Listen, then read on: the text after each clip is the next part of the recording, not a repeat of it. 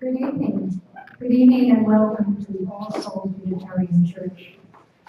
Tonight's program, The Drug War, Police, and U.S. Militarism at Home and Abroad, is sponsored by two of the church groups here, the Peace and Justice Task Force and the Racial Justice Initiative, along with Center for Constitutional Rights.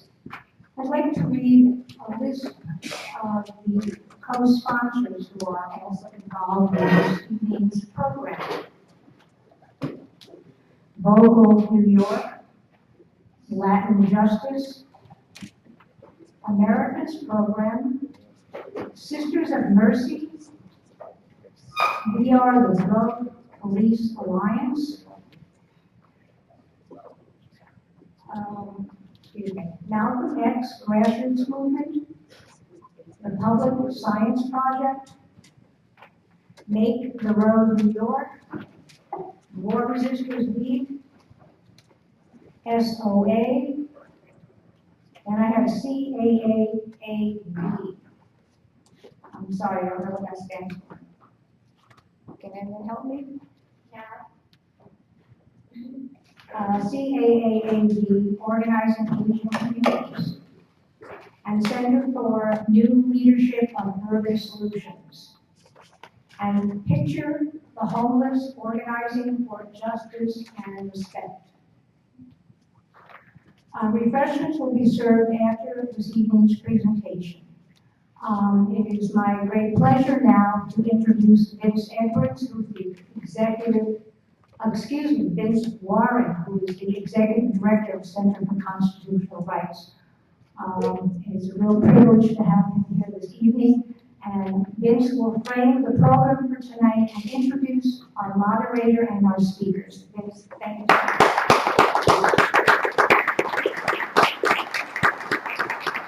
Thank you very much for having me, and for those of you who remember, Vince Edwards is a very famous TV and film personality. For those of you who remember those days, I will do my best to be as captivating as he was back in the day. Thank you very much to the church and to the Peace and Justice Task Force for allowing us to have this wonderful event here. Thank you all for coming, and thank you for those tuning in on the live stream. Whether we were talking about stop and frisk here in New York City, mass incarceration throughout the United States, a militarized border, or the funding, training, and partnership with repressive militaries south of the border, the excuse is always the same. The U.S. government forces said that they have to police and control the population in order to stop the flow of drugs. Now, the victims of these policies live in places like Brooklyn, the Bronx, or in indigenous communities in Mexico or Honduras.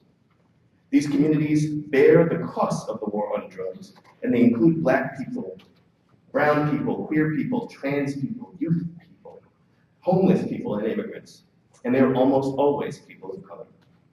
They are subjected to discriminatory and illegal policing practices, can be locked up or even killed, and their communities are militarized and effectively occupied by the police departments that should be protecting them and should be problem solving with them. In the United States, the war on drugs plays out through selective criminalization of drug-related offenses for communities of color in stark violation sometimes to constitutional protections. And they do this to fuel and populate a massive system of incarceration. It is particularly clear in its manifestation here in New York City, where the entryway into the criminal justice system has increasingly been through unlawful and discriminatory stop and frisks, a policy that CCR has challenged legally and through advocacy with many of our partners that are here today. While New York State decriminalized private possession of small amounts of marijuana in 1977, arrests for possession of small amounts of marijuana remain a cornerstone for New York City Police Department practices, with real dramatic racial disparities. From 2002 to 2011, the same period where we saw the number of stops and frisks dramatically increase, New York City was home to 400,000 low-level marijuana arrests. Let's be clear. Massive number of marijuana arrests are the result of biased and unlawful practices, including unlawful stop and frisks, illegal searches, and fabricated charges in order to make arrest quotas. The impact, of course, is devastating on communities of color, with lasting collateral consequences, including a criminal record, implications for immigration status, and reduced access to scholarships, public housing, public benefits, and jobs. The adverse impact on communities is matched by the overwhelming amount of resources given to run a drug war here at home, which compounds the problem as cuts are made to essential services that people need to survive, including hospitals, senior centers, and severely underfunding employment, educational, and after-school programs for young people. Advocates have been working very hard alongside leaders to combat the local effect of the U.S. drug war. Today, we'll learn more about the status of those efforts and what is still at stake in a very real way here at home. We will also draw important links to what is happening outside of New York and to the other side of our southern border, where the U.S. is militarizing Latin America in the name of fighting drugs. Billions of dollars have gone to countries from Mexico to Colombia to Honduras to fight drugs, yet the narcotics trade remains as strong as ever. The United States military and the Drug Enforcement Agency have formed intensive relationships with each other, and the U.S. regularly trains and supports Latin American police and military units, and in recent years partnered with some of the most repressive regimes in the hemisphere, all in the name of the drug war. As a result, the aid that we are giving, all of this training, all of the arms purchase, the military might, has been directly transferred into repression of social movements in that region. Take Honduras, for example, which David and Carla are going to talk a lot more about. You have a 2009 military coup against the democratically elected government of Manuel Zelaya. After the coup, there were massive street protests to reinstate Zelaya, but the United States, instead of respecting civil society's demand for the restatement of their president, backed an illegitimate election of a right-wing government and is currently sending millions of dollars in funding each year to the military and police force that has committed serious human rights violations against that resistance movement. Tonight, you will hear from an organizer from Honduras. You will hear from a scholar from Honduras, and you will hear from an organizer right here from New York City. And in both Honduras and New York City, there are very active and strong social justice movements, which CCR has had the tremendous pleasure of working with. And it's actually through these relationships and our joint work that we've identified the need to examine the connections we're going to be talking about tonight between the violations of human rights violations here in the United States and the violations of human rights in south of the border. We're honored to bring the leaders of all of these movements here together to speak with you tonight. And as we do this, I want you to reflect on the following question. What does militarizing and beefing up the police department in Honduras have to do with drug war, and what does beefing up and militarizing of the New York City Police Department have to do with the drug war? After tonight, I think you will find that it has very little to do with the drug war, and it has more to do with social control. We're going to explore those issues tonight. It's my pleasure to introduce this wonderful, wonderful panel of extraordinary people that are going to be leading our discussion tonight. On my immediate left is Carla Garcia, who is here from OFRENE, which stands for the Fraternal Organization of Black Honduras. It was formed in 1978 as a federation of Garifuna communities in Honduras and is committed to the defense of their land rights and cultural rights and to the survival of their distinct culture. Next to her is David Villar, who is a sociologist, currently a scholarship holder from the National Autonomous University of Honduras at the Faculty of Political Science and International Relations at the University of Calabria. His articles and essays analyze media discourse and public opinion, the representative intermediations of Honduran democracy, the influence of U.S. cooperation in the military coup of 2009, and the centrality of drug trafficking to state power in Honduras, and its inextricable relationship with the neoliberal impoverishment and ongoing usurpation of democracy. Next to him is Alfredo Carrasquillo, and he is the civil rights community organizer at Voices of Community Activists and Leaders, also known as Vocal New York. You should follow them on Twitter, by the way. Follow them on Twitter. Where he has worked since 2010 and currently coordinates campaigns around marijuana arrests and stop and frisk.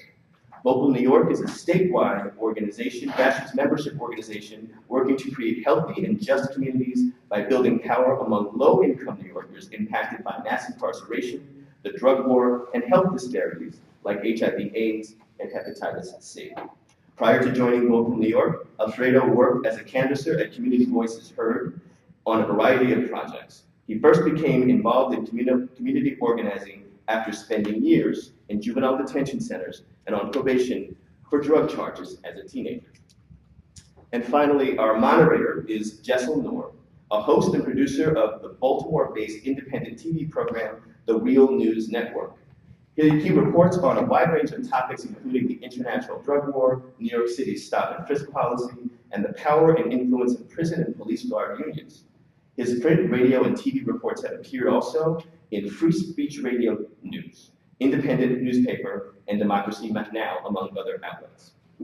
And we also have with us today Jesse Freeston, who is here in the green, and he will be translating for Carla Garcia.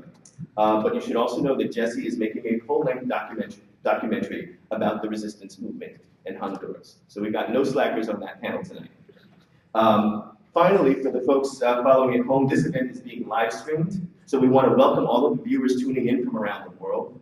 And we welcome the viewers to participate in the conversations by sending questions to the panel by emailing askccr@ccrjustice.org, askccr@ccrjustice.org, or by tweeting to the hashtag #DrugWarEvent, or by asking in the chat window of the live stream. So if you have questions, those are 3 ways that you can do it. And if you have questions here in the audience, you can write them down on the yellow Post-it notes that we will pass around and hand them back to CCR staff, who will be walking around to collect them. With that, I want to introduce the wonderful panel, and we can start our discussion. Thank you very much.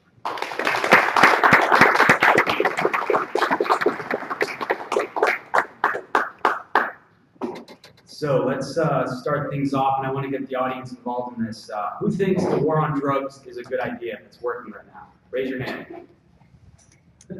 All right, we've got a couple people. Okay.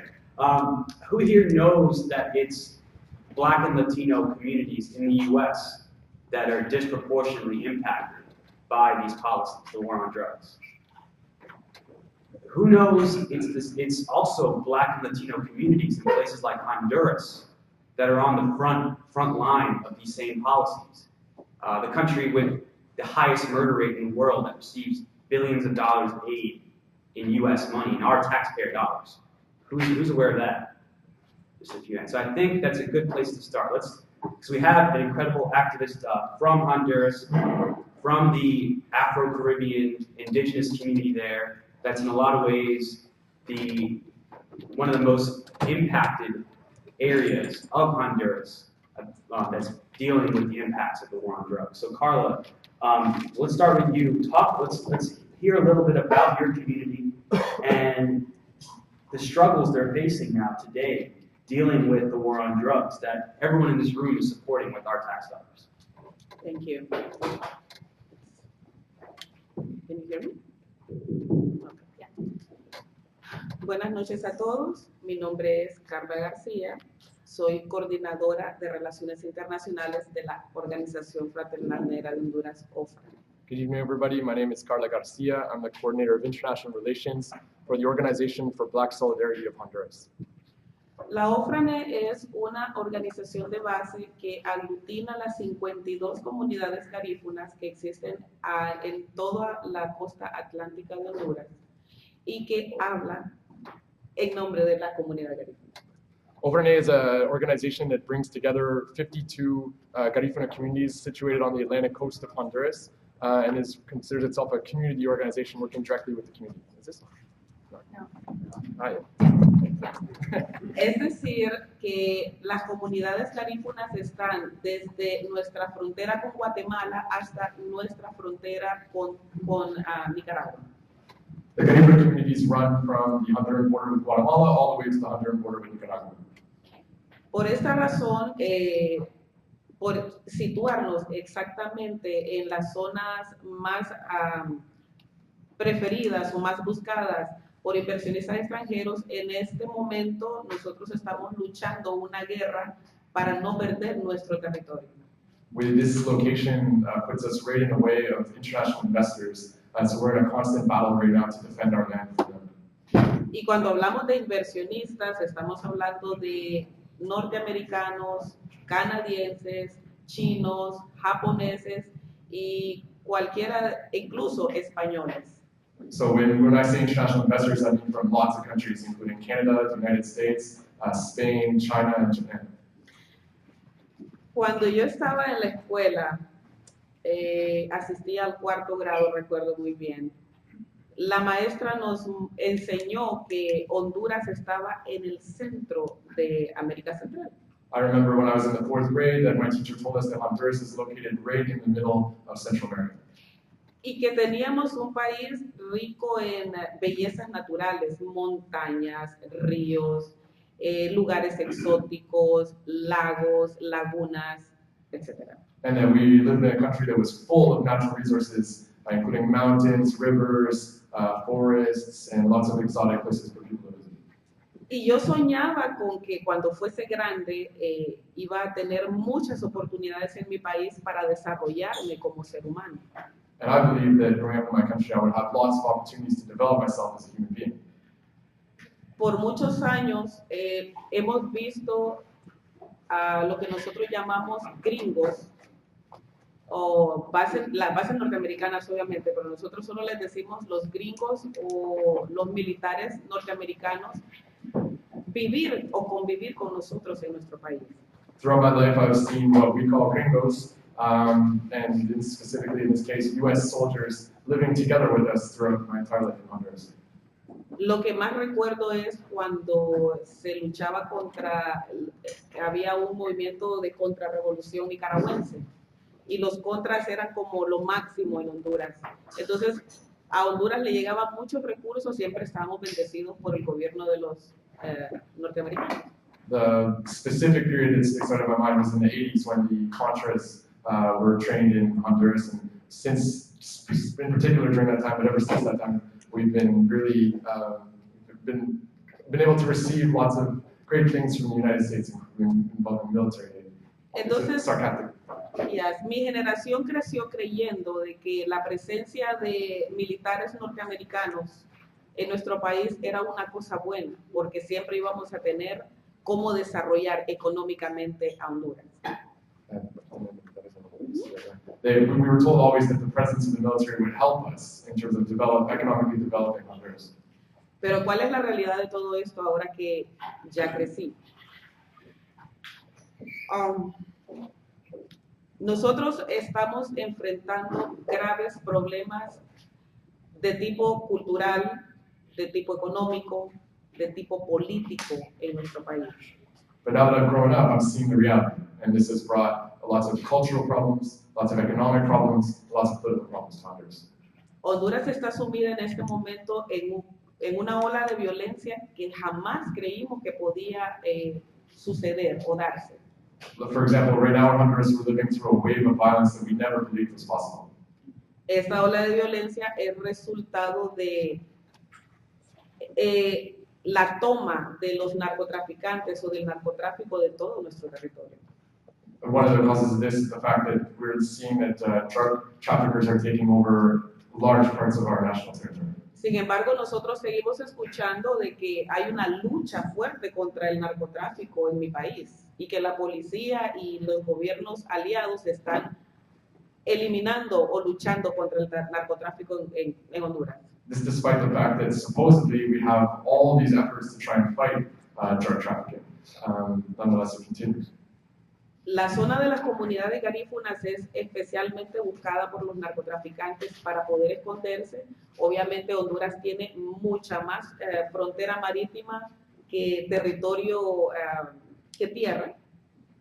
Y nosotros sabemos y denunciamos anualmente la cantidad de narcotraficantes que están robándose nuestro espacio y arrastrando a nuestros jóvenes a delinquir con ellos. So the Garifuna territory is particularly susceptible because it's along the coastline, and Honduras has a very long maritime coastline. And so we as an organization every year try to bring together statistics and information about exactly how much land is being taken up by the drug traffickers and also the effect it is having on our youth in terms of trying to recruit them to get involved in their activities. Y qué fácil es para los narcotraficantes convencer a nuestros jóvenes cuando el gobierno no es capaz siquiera de poner una tan sola empresa que permita que estos muchachos puedan acceder a trabajos dignos con lo que puedan darle de comer a su familia. And of course, it's easy to understand why our youth are attracted to this opportunity because we have a government that doesn't make any efforts to provide any kind of dignified employment to our youth. La paradoja de todo esto es que el gobierno está recibiendo miles de millones de dólares para la lucha contra el narcotráfico y nosotros no vemos que el narcotráfico se va de nuestras comunidades. And so obviously the paradox here is that our government is receiving billions of dollars to try and make drug trafficking disappear from our communities, and we're seeing none of those results happen. And I wanted to have David jump in to this point because, as Vince mentioned, one of the most interesting aspects about the war on drugs, especially in Honduras, is that we know for a fact, actually thanks to WikiLeaks, we were talking about this earlier, we know for a fact it's not about stopping drugs. So David, can you tell us? Yeah, I'll hop in. In order to make like a historical background context for the war on drugs, I'm very glad you brought up the Iran-Contra affair. Do you remember the Iran-Contra affair, where U.S. government basically allowed drug traffickers to bring drugs to your territory, to the United States, and the deal was that they had to bring weapons and economical support for the Contras in Nicaragua. So it is very important to establish that, first of all, the enemy, or the creation of the enemy, first was counterinsurgency. First was all the leftist movements that were going on in El Salvador and in Nicaragua. And the mutation of this enemy during the so-called democratic stability period Honduras lived from 1982 to 2009. But I'm going to say so-called stability period because democracy is something quite complex under military rule. And what we see is the U.S. involvement basically legitimizing this civil military union. And in the past 15 years, we can see $25 billion were invested by the U.S. on this drug war. The domestic effects of this, as Alfredo will give you his insights, are the criminalization and imprisonment of Black and Latino communities here in the States. Meanwhile, in Honduras, the direct consequence is violence. Every 73 minutes, someone is murdered in Honduras. We're speaking about 20 persons a month. We're speaking about the largest murder rate in the world. And we have not a war declared. We're not a war zone, except the war on drugs. And there was a document that was released by WikiLeaks that helps also shed some light on this as well. Yeah, well, basically what the cable says is a U.S. Embassy cable that acknowledges that Miguel Facuse, a kingpin, but also Honduras' most powerful person, allows planes to land in his African palm plantations. So the U.S. knows. This is an internal secret document that was not supposed to be released. Yeah. So the U.S. knows it's happening, and it's happening with their knowledge, and it's known within the government. Yeah, and the thing is, what's the answer to that is the protection of this person, of his land, of this territory that is directly involved in drug trafficking. Continuando con Miguel Facuse y la pequeña historia que estoy tratando de contarles. Les decía al principio que la lucha de la comunidad garífuna, más que nada en estos momentos, es defendiendo la tierra. Están sacándonos de nuestras comunidades para entregar nuestro territorio a otras personas. So just to take off on what we were talking about Miguel Facuse, our main struggle as an organization right now, OFRNA, is the defense of our land, defending it from the people that want to take it for their own purposes. Miguel Facusé es uno de nuestros mayores enemigos, pues ha matado a nuestra gente, se ha quedado con nuestras tierras para la plantación de palma africana y también está negociando con los inversionistas extranjeros nuestras tierras. So Miguel Facusé we can consider as one of our biggest enemies of all. He's actually killed some of our people. He's taken lots of our land to plant his African palm plantations, which are for palm oil production. And yeah, and that's basically. Miguel Facusé no hace esto a espaldas del gobierno. Él muchas veces negocia en nombre del gobierno de Honduras. And this is not something that he's doing behind the back of the government. Miguel Facusé has actually represented the government in the negotiations in the past. Actualmente, este nuevo gobierno de Juan Orlando Hernández ha mencionado el hecho de que va a luchar fuertemente contra el narcotráfico. Yeah, so our new government of Juan Orlando Hernández has said that they're going to continue fighting very hard against drug trafficking. Y como una de las primeras medidas es prohibir que la comunidad garífuna hable vía teléfono celular o teléfono fijo en su lengua materna. And one of the ways that he wants to fight against this is by prohibiting Garifuna people to talk on the phone in their traditional language or in their language. Aduciendo que están luchando contra el narcotráfico. Under the pretext that it's a way to fight against drug trafficking. Sin embargo, nosotros tenemos años denunciando la presencia de narcotraficantes en nuestras comunidades y ninguno de ellos ha sido arrestado. This is despite the fact that we have been for years denouncing the presence of drug traffickers in our communities, and not any one of these drug traffickers has ever been detained. Hoy día van a victimizar a la comunidad garífuna y podremos ver más adelante asesinato de garífunas con la excusa de la lucha contra el narcotráfico. As we can see, what's happening here is they're going to victimize the entire Garifuna community. And I don't think it's far in the future that we could see Garifuna people being killed as a result of this so-called war against drugs. Pero el problema principal es que quieren sacarnos de nuestras tierras y esa es la única forma que van a poder anularnos. The only way that they'll actually be able to eliminate us, though, is by taking us off our land. And so that's what's going on. ¿Quiénes van a recibir los mejores beneficios de todo esto? Una de estas personas es el mencionado Miguel Facusé, quien dice que es el dueño, porque él mismo se autonombró dueño, de la mayor parte de tierra donde se encuentra la comunidad garífuna desde hace 216 años.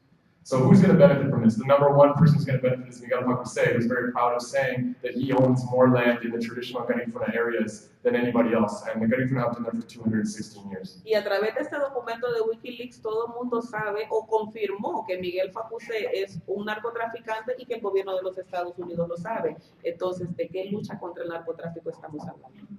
And if we can confirm with this WikiLeaks thing that both the Honduran government and the U.S. government have known for years that Miguel Facusé is a drug trafficker, then what war on drugs are we talking about? So I wanted to bring Alfredo into this conversation. So Alfredo, when you're hearing where all of our tax dollars are going, there's billions of dollars, not just Honduras, but Mexico, Colombia, all across Latin America, Afghanistan, all over the world. They have money to spend on that, but they don't have money to keep schools open in New York City. They don't have money for health care. I mean, they do have money. There's just a piece in the New York Times. They do have money to spend $168,000 a year to incarcerate one person in New York City. So what are your thoughts about not only where they do have money, but where there's not money for basic services here in New York? Right. Well, you know, we all know about the budget crisis supposedly that we're in right now, right? But here at Vocal and a lot of members of the community, we don't call it a budget crisis, we call it a revenue crisis. Because what's happening is that the money is here, but it's being distributed in places that doesn't benefit the communities pretty much. Millions of dollars are spent yearly to incarcerate young Black and Latino men and disproportionately target and disenfranchise these communities on a regular basis. As I think of the war on drugs and I think about how it relates a lot to Honduras, really the war on drugs has been used as a tool to target specific communities. And this is a historical fact throughout the years. how these policies have been put in place to target and get rid of unliked or unwanted people, pretty much. And a lot has to do with corporate greed. The only difference between us and Honduras is that young men are getting shot and killed on a regular basis, and Jose LaSalle will talk about that in a little bit as well. But we rally and chant all the time against police brutality, but our biggest obstacle that we're facing is mass incarceration due to the war on drugs. And the way that our government in some way has like allowed this to happen and in some way supports it is by allowing these corporations to start opening and funding private prisons that actually make deals with rural communities, white rural communities. They come in here and say, hey, let us build this prison. We'll give you guys a tax break. You can employ people from the community, and we can raise the employment. And all we need to do is just make sure we fill these beds, and that's where the people are coming from. And the war on drugs really hasn't been a war on drugs. It's really a war on communities of color. I got a lot more details, but I kind of wanted to just share those thoughts and stuff. But I'm sure we'll get more into details.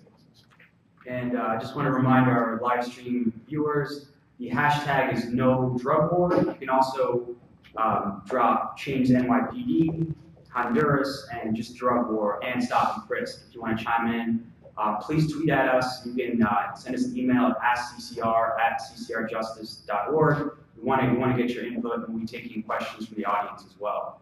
And a point that Vince mentioned that I think we're all aware of now is that through popular movements, through the efforts of groups like Center for Constitutional Rights, you can give Michelle Alexander some credit for the new Jim Crow.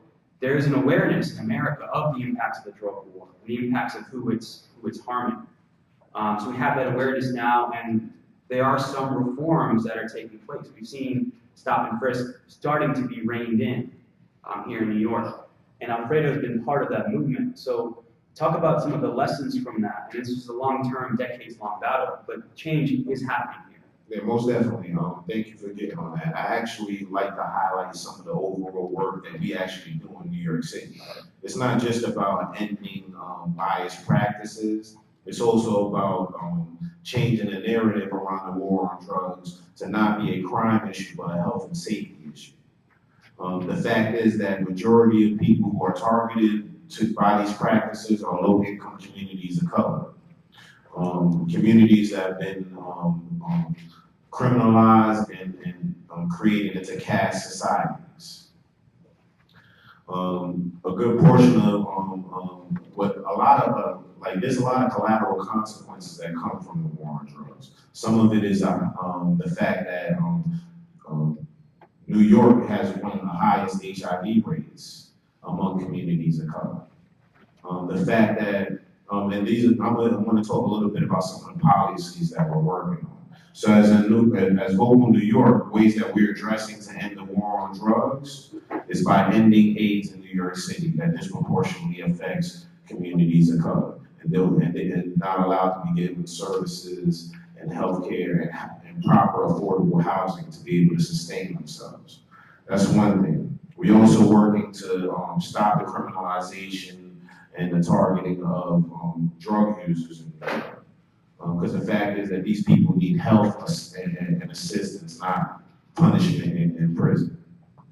And at the same time, we want to end biased practices that are targeting low-income communities by changing the laws and policies around it and by providing opportunities for young men and women who've been victims of these practices.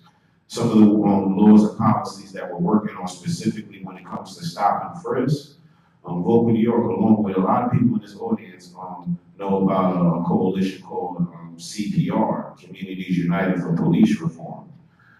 We actually came together, all these organizations, there's about 70 organizations, but there's a few key people here who've been really leading the fight on that, and we have been pushing in the city and in the state to pass legislation that would actually hold NYPD accountable, and at the same time create just and fair policies that are equal for all communities. So we are working on some legislation to end stop and frisk. We want to end illegal marijuana arrests in New York City. And we also, well, first off, how many people here have been stopped and frisked before? Okay, I'm extra personal with that. So ultimately, there you go. For my students. And most of your students. Okay, so you represent a lot. And at the end of the day, stop and frisk disproportionately targets communities of color. And through stop and frisk is how a lot of people become victims of illegal arrests. One of the #1 arrests in New York actually has been stated earlier is marijuana. Now, I don't know if a lot of you are familiar, but marijuana was decriminalized in 1977. Yet, at the same time, they found a loophole in the law because the way that the law is written, marijuana is decriminalized up to 25 grams to 7/8 of an ounce if it's in your pocket. But if it's in public view or burning, it's a criminal offense. So those of you who've been stopped and frisked before, you know that one of the tactics that police officers use is intimidation. And they tell you, listen, you got anything you shouldn't have on you? Hey, you know, just take out whatever you got in your pockets real quick and make it easy for you. So when you take that out of your pocket and expose it, now you committed a crime. And now you, for straddled into the criminal justice system, there's over 144 people daily getting stopped and frisked in communities of color. Over 50,000 people a year are illegally arrested for marijuana. 85% of them are disproportionately Black or Latino. 85% are Black and Latino, period. About 50% of those are Black and Latinos between the ages of 16 to 24. So we're talking about policies that are not only targeting communities, but literally like harming people's futures to be productive and positive, creating a school to prison pipeline. And Right. we're working on these policies to change that. And I'm getting passionate when I start talking about this stuff. But I'll be happy to answer any more questions. And we're going to talk more about the solutions that are coming out of places like New York in just a few minutes. But David, I wanted to get you back in the mix. Talk about the Obama administration's role in what's happening in Honduras right now. Okay, that's a very interesting question because there's not much of a difference between administrations for us in Latin America. We don't see much of a difference between Republicans or Democrats. It's basically none. The difference is none. And ever since we have Reagan from the 80s and even Carter before him, we've been having funding against counterinsurgency. And that's really a big problem because that, after the Cold War was over, that changed. And after the coup and this massive social movement we have now with the resistance, we're once again being accused of counterinsurgency. And this, as well as with the stop and frisk and all these laws, what has been done is the criminalization and the imprisonment of specific communities as the Garifuna, Black Indigenous, Mosquito communities, and Campesinos. And on the other side is violence. Violence is the market regulation for drug control in our country. And the problem is, the United States started with the Merida Initiative in Mexico back in the late Clinton era, and Plan Colombia afterwards. And what happened to Central America is that it got squashed between very aggressive drug policies, and it just backfired on us because cartels moved and they started, basically trafficking via Honduras. 73% of the cocaine, of the total cocaine that comes to the United States passes through Honduras. And we don't produce cocaine, even though, like, that's something new as well. There were 14 labs found this year in Honduras. That didn't happen before. We didn't produce cocaine, but we're starting to produce because cartels are moving, and it's just like domino effect. And there's one particular incident which kind of illustrates the U.S.'s role.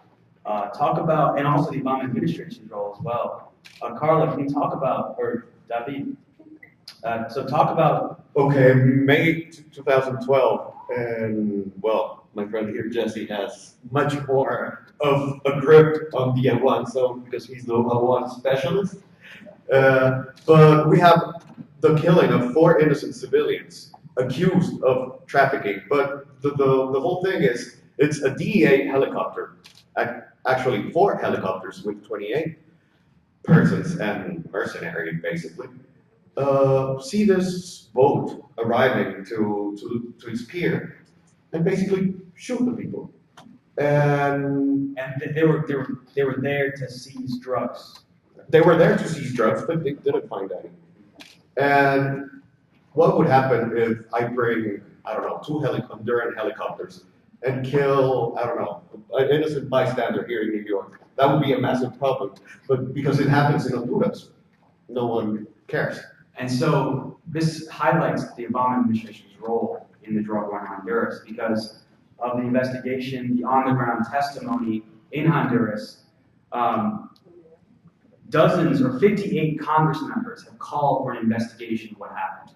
Well, and U.S. ambassador right now, she justified, basically, she washed her hands of the incident because what is happening, and Carla knows, it's the criminalization of these communities. Okay, these black people, these mosquitoes, these black indigenous communities are allies to drug traffickers, which is nonsense. Carla.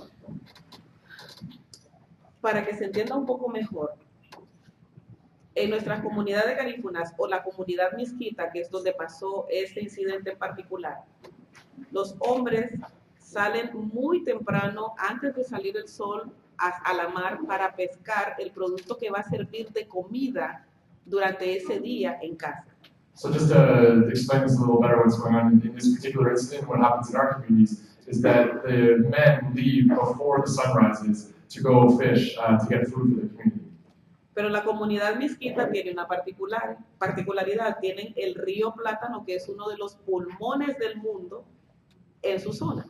The mosquito community that we're talking about, where this particular incident happened, happens on the Plátano River, which is considered to be one of the lungs of the earth for its biodiversity. Y es una zona que luego del golpe de Estado en Honduras fue utilizada para poner una nueva base militar de Estados Unidos. And ever since the coup d'etat in Honduras in 2009, the United States has been putting military bases in this area. Recordemos que antes del golpe de Estado, Manuel Zelaya Rosales, el presidente defenestrado, había solicitado o estaba trabajando en sacar las bases militares estadounidenses de nuestro país. We should mention as well that before the coup, the president who was overthrowing the coup, Manuel Zelaya, was working to try and get rid of the existing U.S. bases in Honduras. Y luego del golpe de Estado que fue bendecido por toda la comunidad internacional, lo que conseguimos fueron 6 nuevas bases militares en Honduras. And since the coup d'etat, which has been supported by pretty much the entire international community, we've seen 6 new bases constructed in Honduras. Una de ellas justo en la Mosquitia, donde el presidente Chávez, que en paz descanse, pensaba trabajar con Honduras en la extracción de petróleo. And this particular region that we're talking about, the Plátano River region, is where the rest in peace, Hugo Chávez, was working with the Honduran government to look at extracting oil from the region. Además de que en esa zona tenemos gas natural. And then also in this region we have natural gas.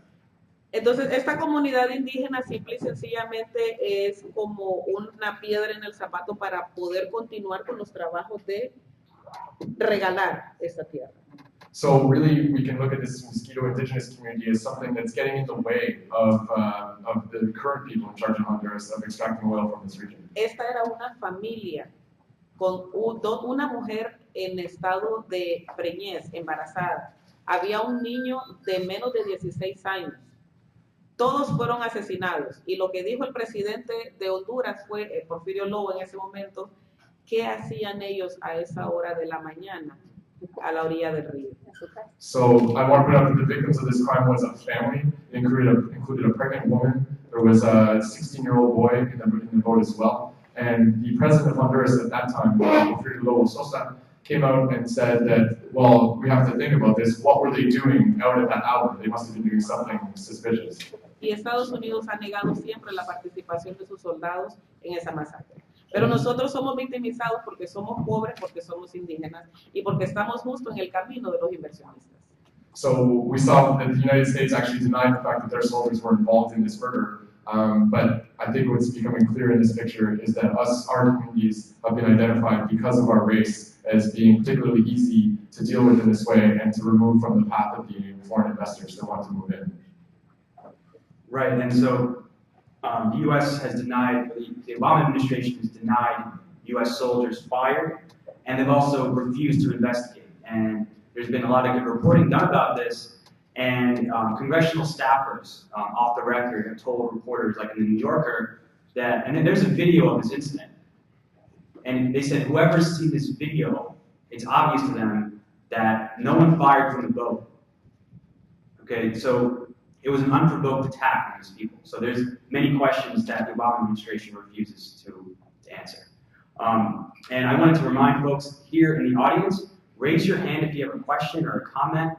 Someone will come around and give you a sticky note to make sure you guys can be heard. If you're on the live stream, check out, or you can email us at askccr@ccrjustice, and you can tweet us at #NoDrugWar, and also change the NYPD, hashtag Honduras, hashtag drug war, and hashtag stop and frisk. And we're going to be taking questions in just a few minutes, so I encourage you guys to raise your hands and get a sticky note. So we've been talking a lot about the problems that have occurred, and I want to talk a little bit about the structural reasons why this is happening here in New York. And if you talk to members of Law Enforcement Against Prohibition, these are retired police officers, they'll tell you that the #1 lobby to keep marijuana illegal in America are police and prison guard unions. There's a lot of money that goes to these departments that keeps these departments full of officers. They get millions of dollars in equipment and training, and so they are the biggest opponents. And also something else that's important to mention is that thanks to the internet now, it's not just that you have a criminal record that will come up in a background check if you're looking for an apartment or a job. Even if you have an arrest and you're found not guilty, not charged with anything, an employer or a landlord can see that on your record. And if you talk to former police officers that now do background checks, they'll tell you they look for that, and that will automatically disqualify you. So this is a systemic problem that's happening, and it's causing people to be stuck without jobs, without opportunities. I wanted to make sure we mentioned that. But I also wanted to talk about what grassroots communities impacted by these policies, what the solutions that they want. Alfredo, can start us off. Yeah, most definitely. I'm glad that you mentioned employment. Right now, employment rates are like scarce. Employment is scarce, period, in communities of color. I always say, it's hard being black in America by itself, but it's triple as hard if you have a felony or a criminal record. One of the policies that we're currently working on, because we're all about creating solutions and coming up with alternatives. So one of the solutions we are working on right now that we actually currently have legislation being drafted and finalized right now is around ban the box. Ban the box is actually, what it would do is, a lot of you are familiar with job applications. And one of the questions is on the application, have you ever been arrested for a felony or a misdemeanor before? We want to remove that question from the job application. Now, ultimately, that doesn't mean that the employer still can't do a background check, but at least he doesn't have to. A lot of times, once you check that box or reply yes, you automatically disqualify. So we want to give people a fighting chance to at least be able to gain successful employment kind of thing. Now, currently, one of the good things Bloomberg did before he left, which wasn't very many, but one of the few things he did before he left, which was a part of his Young Men's Initiative, is that he banned the box in public sectors of jobs, basically government jobs, like parks, bus, whatever, which is great. Give him some props for that. But he forgot to expand that to the private sector. So I'm talking about the average jobs that average young men and Latino youth of color get like McDonald's, chain restaurants. I'm talking about like Target. I'm talking about like the Container Store. So all the private sector jobs still have ban the box. So we working on legislation to expand ban the box in private sectors as well. On top of that, as a lot of you may know, criminal records, when you charge with a crime, whether it be minor or high or a low-level crime or a more extreme crime, that's something that follows you for the rest of your life, regardless of whether you think so or not. And a lot of the youth, though, aren't educated and informed that you actually have to go back to the courthouse to make sure that that case is sealed. So one of the other ways that we're making sure we address the collateral consequences around criminalization and stigma and youth being stigmatized is by expunging people's records and cleaning people's rap sheets and educating them on how to be able to do that. So those are some concrete things that we're doing to slowly chip away and address some of the collateral consequences that come from being criminalized. One of the other big things is that a lot of you may not be aware, but over 50, actually close to maybe like 60 plus people of color are currently on parole or probation right now. And those individuals actually have their rights taken away from them to be able to vote as a citizen, yet they are expected to work and pay taxes. So we're also working to push to basically restore the right for people on parole to be able to vote, which, as you may all know, disproportionately is Black and Latinos. So the war on drugs, the way that it affected us collaterally is by criminalizing and stigmatizing our communities. Michelle Alexander's book was mentioned earlier. It gives a great explanation on how we went from slavery to the new Jim Crow to the modern day criminal justice system. And that's all it is. It's something that evolved from a prior system of control. And one of my jobs not only is to work with communities to empower people, educate people on their rights, and begin to have them start being civically engaged, it's also to change the laws and the policies. So we build in power within the communities and we change the laws and policies to improve our communities. And those are some of the ways we're doing. There's all various other ways, but I don't want to take a lot of time. But if you got more questions, we also have policies we're working on to end stigmatizing policies around drug users and incarceration around drug users in New York. That's a very touchy issue because if you hear drug user, you think, oh, why would we want to help this person? But the fact of the matter is, drug use is everywhere. And criminalizing people isn't going to be the solution to get rid of it. Instead, we need to understand why people are using drugs. Majority of people are using drugs because they're trying to cope with something. They're trying to get away from something. They're trying not to have to deal with the realities of what they're facing. So we need to help navigate people through those obstacles and not criminalize them and punish them for making poor decisions. So those are kind of some of the efforts that we're working on right now. And so we're already getting some great questions from the audience and from Twitter. Again, if you have a question, raise your hand. Someone will come around and give you a sticky note. If you're on Twitter, hashtag no drug war, hashtag change NYPD, hashtag Honduras, hashtag drug war, hashtag stop and frisk. If you're on email, ask ccr@ccrjustice.org, and also just chat us in the live stream window.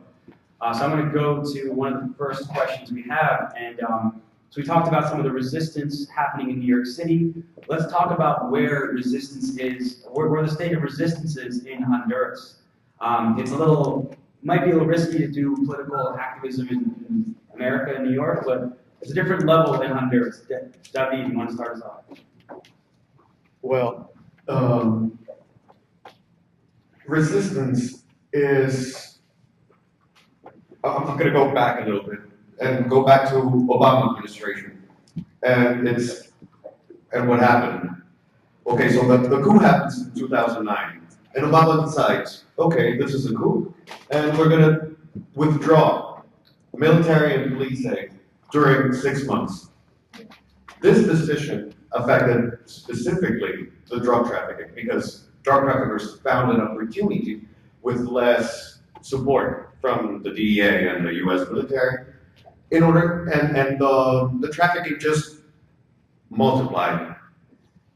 After this happens and Obama decides to take Pepe Lobo in and starts this friendship in the sense of getting much more support on the militarization,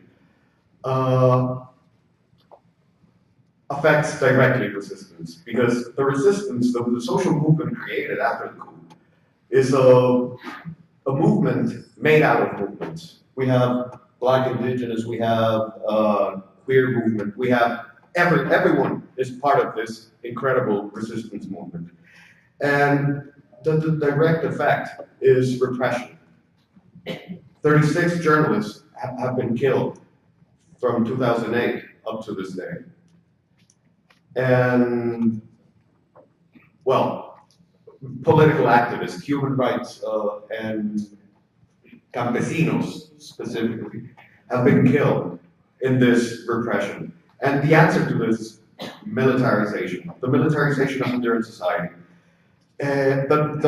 This conflict is, as Carla has acknowledged, a conflict on land used for drug trafficking. This conflict brings violence that in the end regulates the market, not only the land market, but the drug market. And well, it's in this sense, it's a supply and demand issue. The market is not properly Honduras, as I said before. The U.S. is the final market for the drugs that are being transported. Out of the 900 U.S. military bases in the whole world, 76 are in Latin America. And as Carla acknowledged as well, we can see most of the military bases are located to protect resources. And this takes us back to the Monroe Doctrine. This is like America for the Americans, but Latin America as well for the Americans. El movimiento de la resistencia en Honduras, y es importante, muy importante hablar de esto, nace luego de que secuestran al presidente de Honduras. So the national resistance movement in Honduras is a very important thing to talk about, and it was born after our president was kidnapped. Lo suben en un avión y primero pasan a llenar combustible en una de las bases militares de los Estados Unidos para luego irlo a dejar a Costa Rica. And we need to mention that when he was kidnapped, he was put into a military plane that originally the first thing it did is it went to refuel at an American military base in Honduras before leaving and dropping him off in Costa Rica. En ese momento los hondureños estábamos en un proceso de elegir o votar si queríamos una cuarta urna en las siguientes elecciones que eran 3 meses después. And so this precise moment when this happened was when Hondurans were about to vote on whether or not to have a referendum to rewrite the Constitution of Honduras, which is called the Cuarta Urna. Y en medio de este proceso, comenzándolo, pues nos dicen que el presidente fue secuestrado. Yo personalmente estaba a cargo de algunas urnas en una escuela para poder llevar este proceso a cabo. And this was the morning that we were about to have this process, this public referendum. I was in charge of, and this was the morning the president was kidnapped. I was in charge of running a few of the ballot boxes in a school in my community. Y sin que nadie nos organizara, todos los hondureños salimos a las calles, en cada uno de los departamentos de Honduras, a reclamar que volviesen a poner a nuestro presidente donde estaba. And without any kind of national organizing body calling us to do this, Hondurans left and went into the streets in every single one of Honduras' 18 what are called departments, which are states in Honduras. Marchamos durante 6 meses. Más de 6 meses. Hoy día nosotros continuamos levantando nuestra voz y solicitando que dejen de intervenir en las cuestiones que nos corresponden a los hondureños. We marched for 6 straight months every single day. And we continue to organize as a national resistance movement when one of our main messages is that everybody stop interfering in the questions that should be answered by the Honduran people themselves. La resistencia hondureña es la voz del pueblo en este momento y está siendo acuerpada por los movimientos indígenas, los movimientos negros, movimientos campesinos, por toda la clase obrera de Honduras e incluso muchas de las personas que pertenecían a los partidos de la oligarquía hoy día han pasado a formar parte de la resistencia. What I can tell you is that the resistance movement of Honduras today is the voice of the Honduran people. It's not the government, it's the resistance movement. And it brings together indigenous groups, black groups, groups of campesinos, which are smaller landless farmers. It brings together the entire working class of Honduras, and including people that used to participate in the parties that represent the oligarchy of Honduras have left their original parties and have joined the resistance movement. Pero es importante anotar una situación, y es que en Honduras hay diferentes escenarios de conflicto, y uno de los más grandes es el del Bajo Aguán. El Bajo Aguán son tierras que están siendo ocupadas por campesinos, donde el afamado Miguel Facuse continúa diciendo que es dueño y está matando campesinos con la bendición del gobierno, incluso de la misma Iglesia Católica y de las iglesias protestantes, para quedarse con el territorio de droga que en esa parte se maneja. So one of the important conflicts to mention that's going on in Honduras today is in the lower Aguan Valley, where this infamous character, Miguel Facuse, that we've mentioned a few times, has been killing campesinos, and he's been doing it with the blessing of the government, with the blessing of the Catholic churches, with the blessing of the Protestant churches. And as we talked about, it's about getting this land for African palm oil plantations and for his drug trafficking purposes. Y desde aquí quiero denunciar, desde este micrófono, la complicidad de la policía en Honduras con los narcotraficantes, la complicidad del mismo gobierno que se hace de los oídos sordos y de la vista ciega cuando se trata de los narcotraficantes de cuello blanco, pero que recuerda dónde queda una comunidad garífuna o dónde queda un misquito para asesinar. And I also wanted to denounce the role that the police plays in drug trafficking in Honduras. And not just the police, but also the government, who closes their eyes and shuts their eyes and closes their ears to all the white-collar drug traffickers. These people get to work with impunity, but as soon as a Garifuna person or an indigenous person out of Honduras gets caught with drugs, they get the whole lot thrown at them.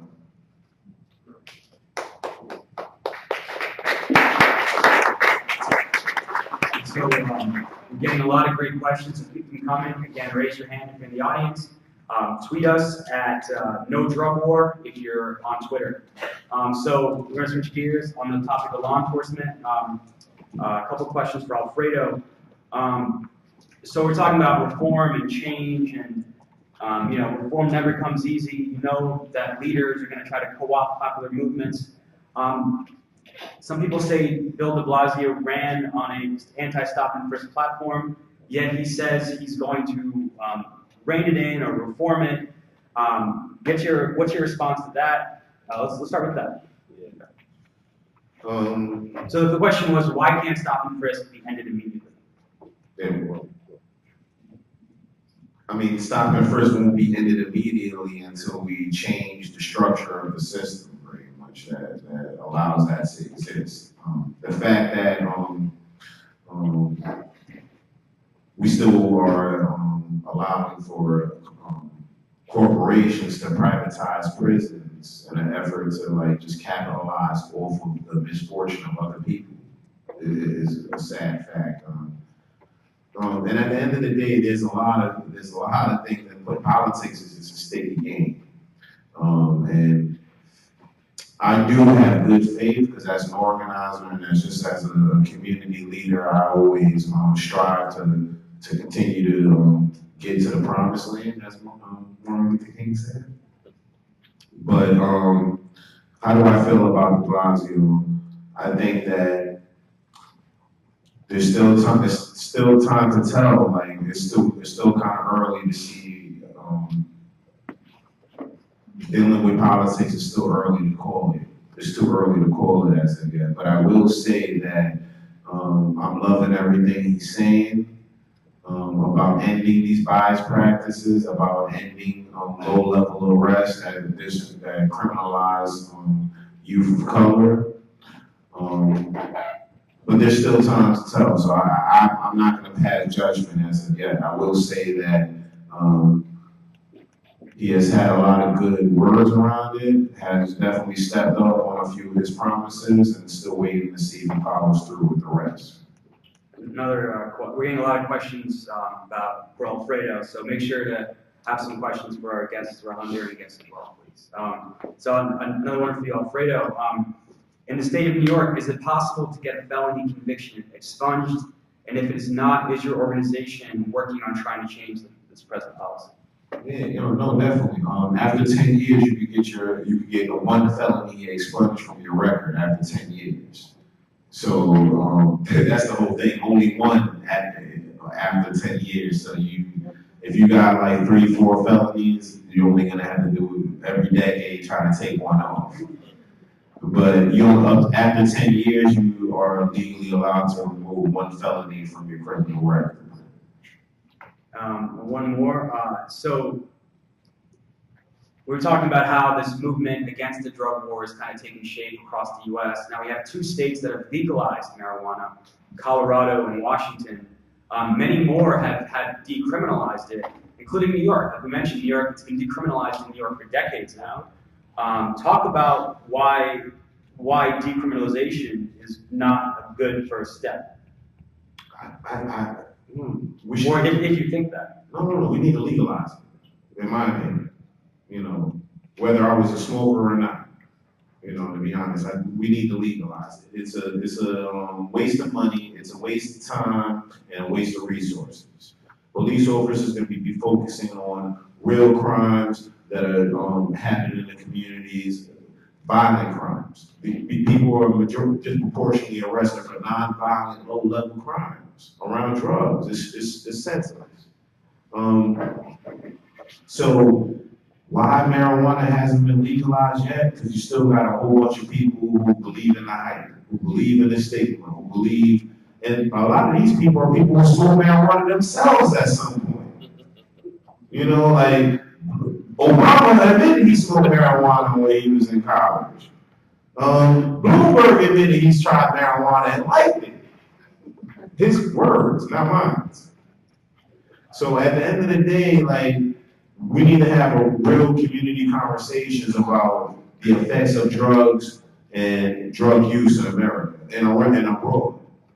Because ultimately, the way that we're approaching it isn't the way to do it.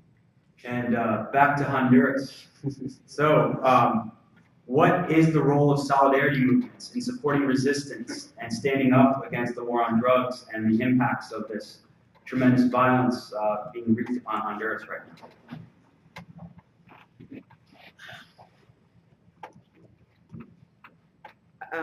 Eso me entristece un poco. This makes me a little sad, especially. Tenemos una gran cantidad de amigos de Honduras en solidaridad que nos apoyan, que han estado ahí con nosotros, que han denunciado, que han defendido nuestra voz. We have a large group of friends outside of Honduras, internationals that have supported us in this process, that have helped us denounce things, that have been with us in this struggle. Sin embargo, con 2 países y un representante de cada uno de estos 2 países que diga lo contrario a lo que la resistencia y el movimiento desean expresar, es suficiente para cambiar las reglas del juego en mi país. But unfortunately, it only takes 2 countries to go against what this widespread resistance movement has been calling for, change this country to be able to determine the reality of the country. Acabamos de pasar por elecciones democráticas en Honduras. We just had democratic elections in Honduras. Y todos sabemos que en Honduras quien ganó fue Xiomara Castro de Zelaya. And all of us know that Xiomara Castro de Zelaya won the elections. Apareció un representante de la Unión Europea diciendo de que no era ella la ganadora, que era Juan Orlando Hernández. Que no fue ella. Okay. There was one member of the European Union who came out and said that she didn't win. No, that she did win. She didn't win. That she did not win. Y luego de mucho tiempo, Estados Unidos también bendijo esta nueva forma de gobierno en Honduras. And the United States immediately recognized this new government, this new form of government that we have in Honduras. No importaron todas las cartas y todas las voces de protesta de la comunidad internacional.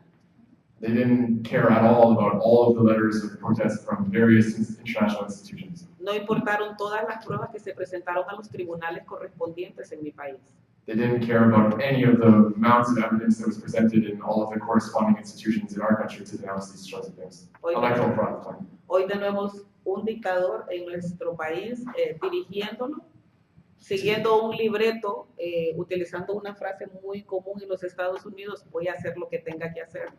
And so now we have a dictator in our country who's following a script that's been provided by the United States, and he even uses a common U.S. phrase, which is, I'm going to do whatever I have to do. Sin embargo, agradecemos mucho a la comunidad internacional y solicitamos que continúen por lo menos dándonos ese espaldarazo, pero es muy poco lo que han podido hacer. I want to end though by saying that I really hope that these groups continue and continue to grow and continue to give us this huge backing that they've given, even though the work that they've done maybe hasn't been respected up until now.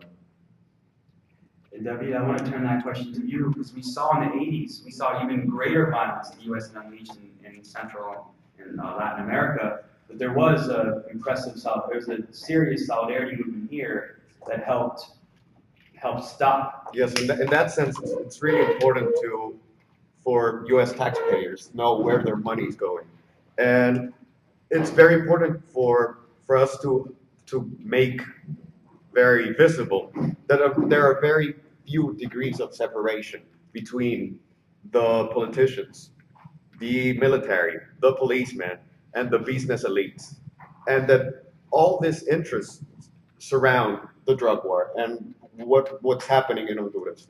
And democracy, as Carla puts it, and justice are two major effects of the interests involved by this whole institutions. So this $1 billion investment in the U.S. of the U.S. in the drug war finalizes in the hands of the military, in the hands of the politicians, in the hands of the corrupted police.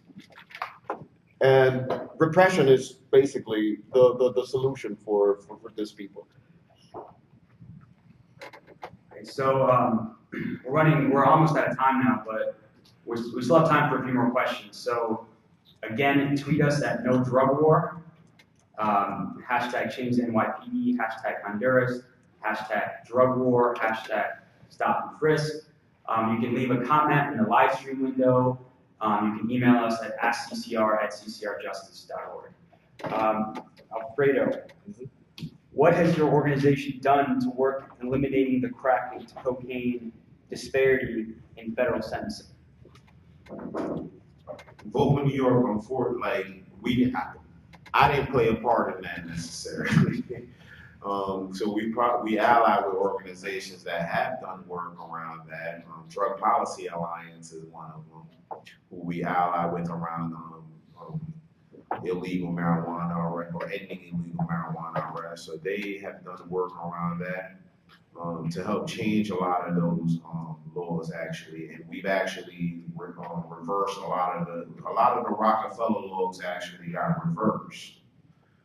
Which is a great thing because they a lot of it was mandatory sentencing for first-time offenders, 5 years for like a piece of crack, So a lot of those laws got reversed, but we didn't actually. I'm not going to take the credit for it. And one more for you. What is the status of the New York Council bill that was passed creating an independent inspector general over the NYPD, especially to monitor stop and frisk? Yeah, so we got that bill passed, right? And, those of you who may not be aware, that was an uphill battle. Like Mayor Bloomberg vetoed the bill. When it got passed initially, he vetoed the bill. We had to get city council members to go back and re-vote and override his veto to get that bill passed. So we overrode Bloomberg on veto before he left, right? That that was a huge stand against that man because not many people took stands against him and won. And we took a stand and won. In regards of like where we're at right now with the bill, we're still in the implementation process. So as of right now, the bill is officially law, but a person hasn't been, obviously this is an appointed seat, it's not a person that gets voted in, it's appointed by the mayor. So we basically waiting for de Blasio to let us know who's gonna be the new IG in New York.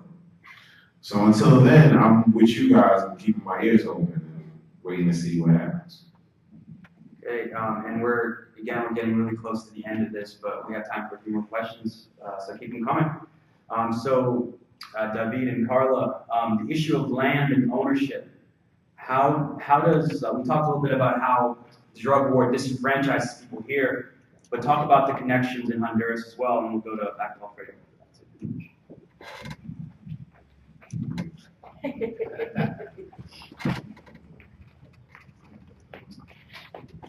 Could you repeat the question? So the issue of the drug war and other similar policies, how do they relate to land ownership in Honduras? Especially with campesinos farmers. Voy a tratar de resumir porque sé que estamos cortos de tiempo. I'm going to try and do this briefly because I know we're short on time. Pero los garífunas tenemos más de 200 años de estar ocupando las tierras en la costa atlántica. We got to have over 200 years to be living on the Atlantic coast of Honduras. Estamos en Honduras desde antes de la independencia y luchamos en la guerra por la independencia. We were there from before Honduras' independence from Spain, and we actually fought in the war for Honduras against Spain. Pero en Honduras tenemos el problema de que los pueblos indígenas y negros no están reconocidos en la Constitución. But we've got a major problem, which is that Black and Indigenous people in Honduras are not officially recognized in our Constitution. Sin embargo, el gobierno de Honduras es firmante y ratificante del convenio 169 de la Organización Internacional del Trabajo. Nonetheless, our government have signed and ratified what's called a convenio. Yeah. Article 169 of the International Labour Organization. Al ser firmante y ratificante, el convenio queda por encima de la Constitución de la República. And by signing and ratifying this, it's supposed that this should be applicable above the Constitution. Pero las políticas en este momento, o de 20 años hacia acá, en cuanto a la tenencia de la tierra, no están reconociendo el convenio 169 de la OIT. But we can see in this question of who owns the land that this 169, Article 169 of the International Labour Organization is not being respected in Honduras. Entonces el juego en este momento es que nosotros todos los días estamos alzando nuestra voz y diciendo que nos están matando nuestra gente, nos matan nuestros pescadores por el simple hecho de salir a pescar, nos quitan la tierra, llegan extranjeros y se apoderan de ella, el gobierno les entrega documentos legales por nuestra tierra, mientras ellos siguen ignorando que estamos ahí. But we're seeing that nonetheless, our fishermen are sometimes killed just for going out to fish. We're seeing that our land is being taken. We're seeing that foreigners are coming in and getting land deeds to land that we live on. It's like they're pretending that we don't exist.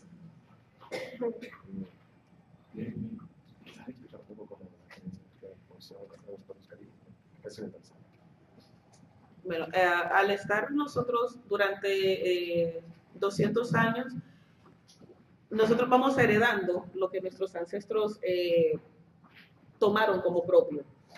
Y el país reconoce la tenencia ancestral de la tierra, en teoría.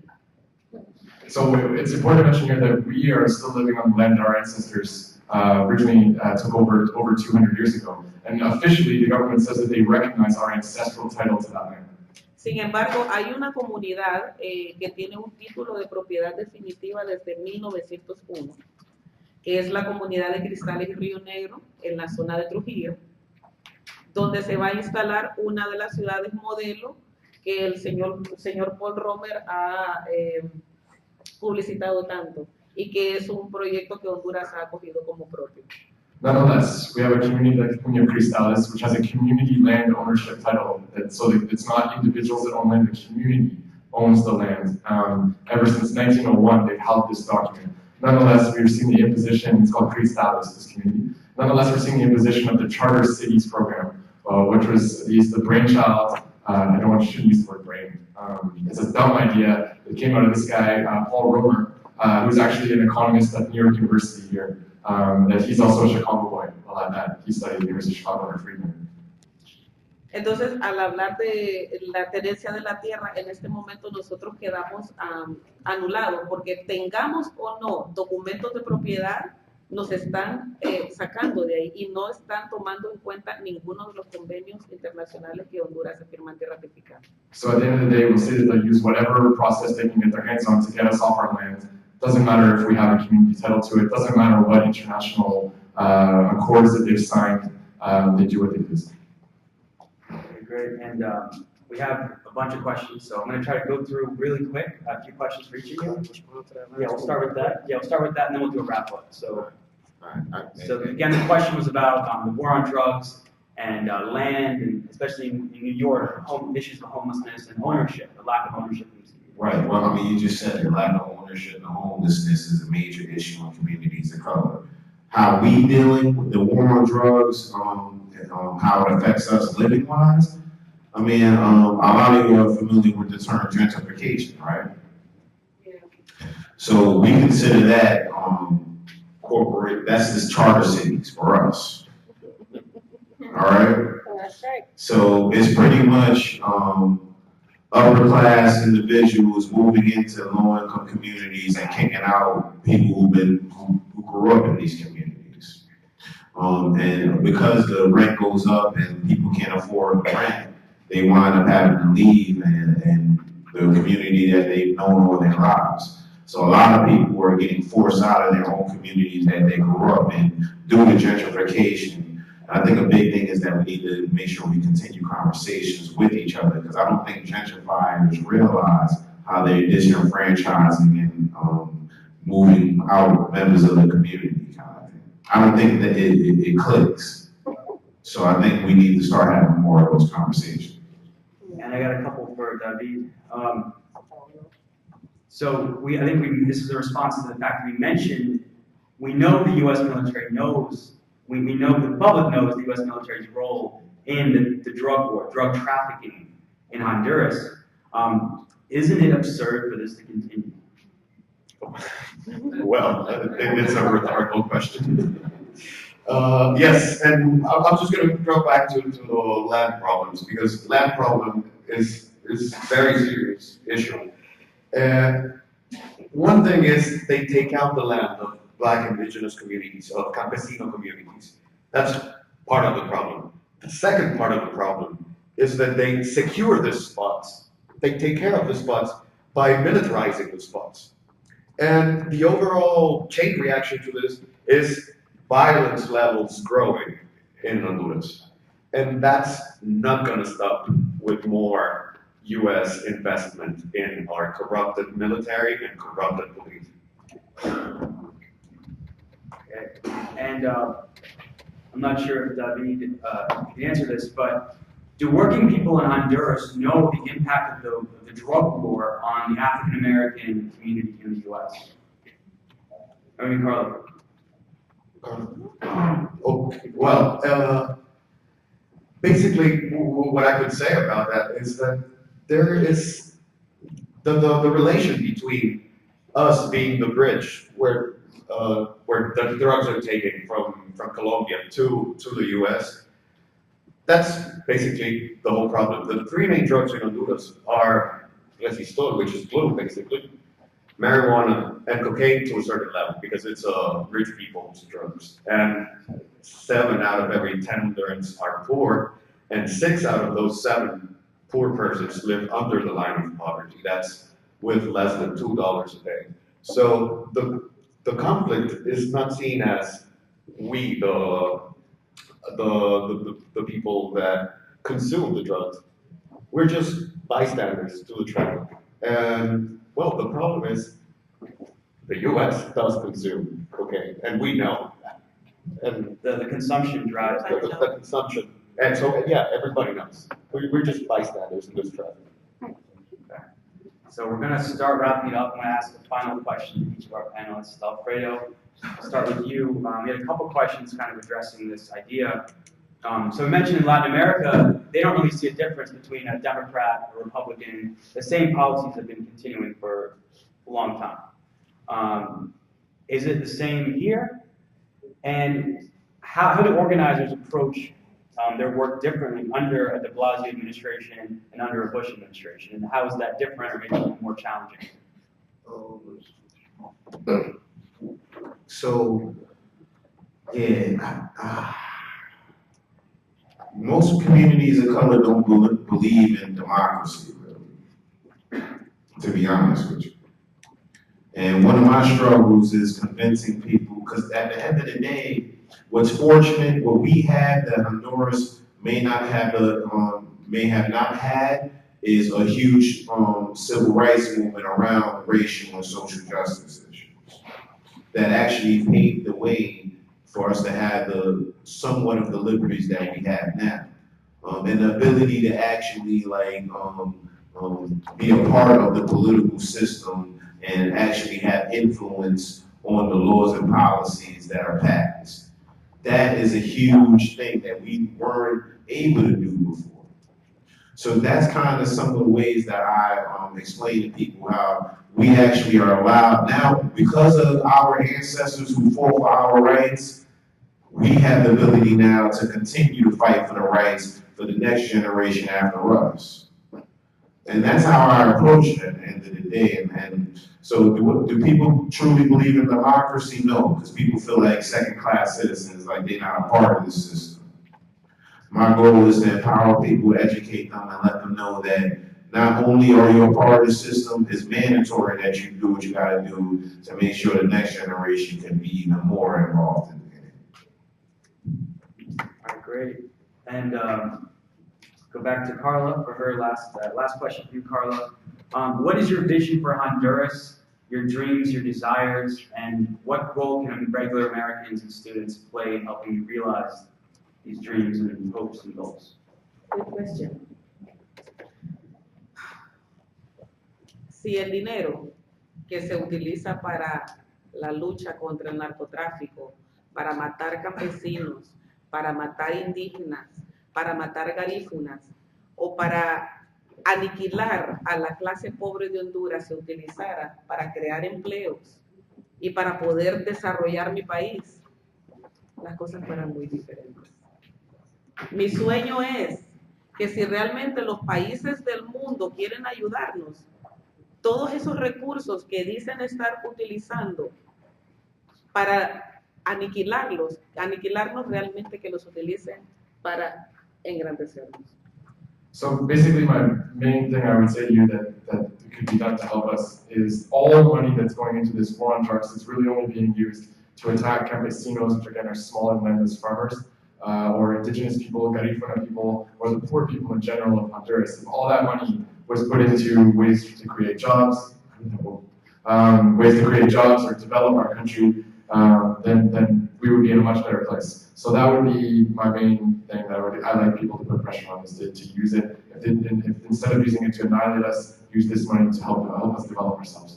Quiero hablar en particular por la comunidad garífuna. Si nosotros tenemos las herramientas para desarrollar nuestras comunidades y para criar nuestros hijos, no van a tener cantidades de garífunas queriendo pasar la frontera de forma ilegal para este país, creyendo de que aquí está el oro y la plata, la miel y la leche. Y nosotros mismos nos vamos a encargar de sacar a los narcotraficantes de nuestra comunidad. If they gave these resources directly to the Garifuna people, like you said, I want to speak from the perspective of the Garifuna community right now. If we were able to get those resources in our own hands, then the Garifuna people would be able to develop our communities, and then we wouldn't have to leave to the U.S., which is the land of gold, silver, and honey for us, without documents, which we do in large numbers. We would be able to develop our own communities and raise our children in our own communities and not have to leave. David, I wanted to put that question to you also as a Honduran. What are your hopes and dreams, and how can we help fulfill those dreams instead of Well, the hopes and dreams of the Honduran population and me being like speaking for the Honduran population. It's basically democracy and justice. Those two things are something you achieve with the civil rights movement and participatory activities and grassroots movements. We have a resistance movement, a massive resistance movement that pursues specifically democracy and justice for all Hondurans. And until we reach that, and until we get to that point, we won't have anything else. That's basically our dream as Hondurans. And well, to redirect the question specifically to the drug war, I think Pepe Mujica, Uruguay's president, a month ago, basically nailed it in the sense of how we as a continental America can change the narrative, which we were speaking yesterday, of a change of hemispheric drug control philosophy. It's a public health issue rather than a prohibition and a punishment issue. So it passes directly to decriminalization, taxation, and regulation. That's a point established by Jose Mujica, the president of Uruguay. And this was done in CELAC, in La Cumbre del CELAC. And unluckily, the US doesn't give that much of attention to this new movement of solidarity between Latin American countries. But I think he nailed it. Decriminalization, taxation, and regulation, rather than prohibition and punishment. Thank you. And let's get a big round of applause for our panelists.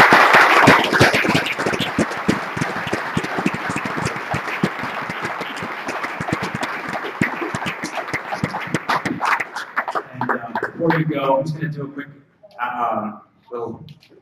do some thanks, and if we have time, we can get some more questions, but I think we're getting pretty close.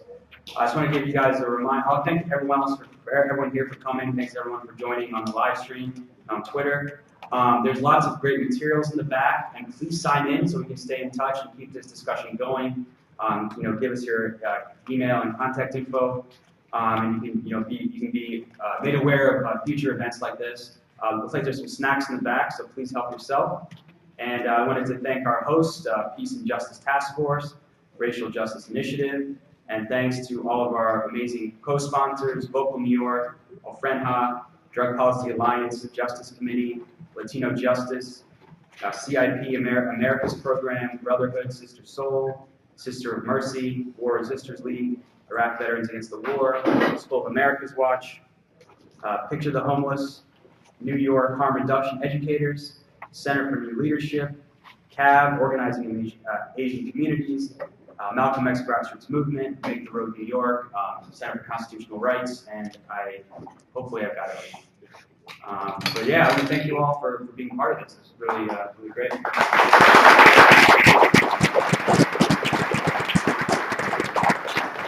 I think we do have to start winding down and getting out of the space, but I think we're all going to be around. We're all going to be here for a few minutes at least, so we can keep the conversation going.